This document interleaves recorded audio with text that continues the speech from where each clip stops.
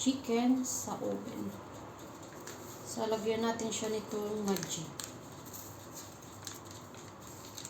Ito po yung ating i-marinate sa ating chicken. Ayan.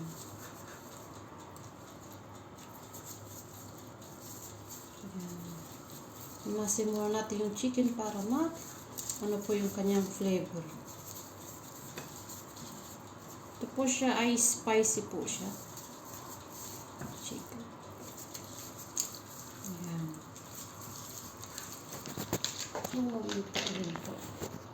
So, lalagyan natin ang olive oil para hindi masunog yung kanyang balat. Himasin natin ulit yan. Ayan.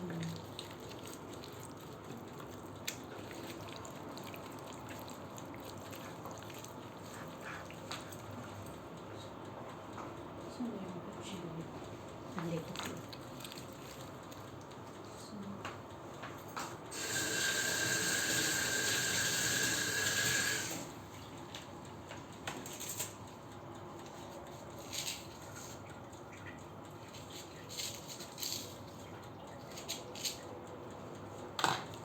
Lagyan natin ng sibuyas.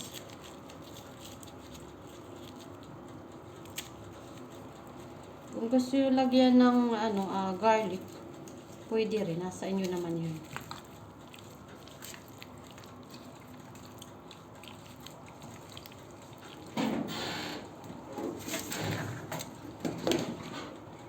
Para hindi matabang, lagyan natin ng konting asin.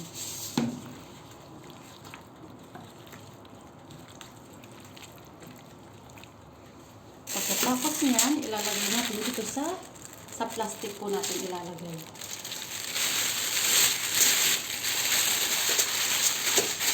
Tapos sa taas po yung sa skin para di siya yung gaman, di nasusulit.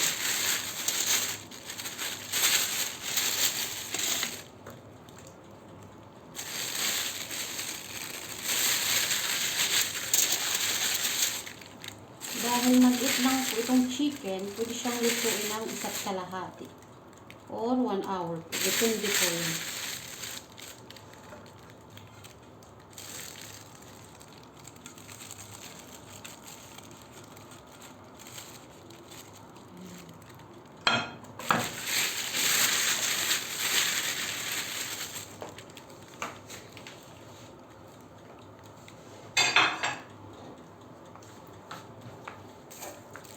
Kung gusto nyo lagyan ng black pepper, pwede rin huli.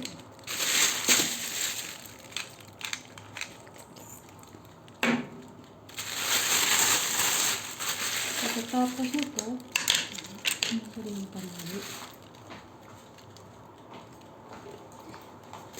ay tataling natin po sa dulo.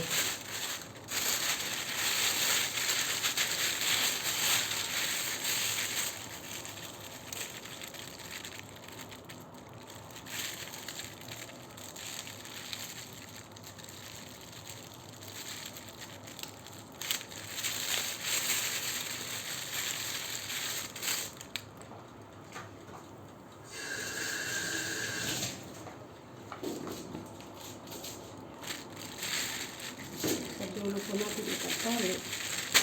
Higpitan lang po natin para hindi po siya matanggal. Pagkatapos po ng ganito, binalot namin yung tray para at least kung lumabas yung juicy niya, hindi siya mahirap hugasan. Inupin ko na po yung oven ng mga 15 minutes po yan kanina.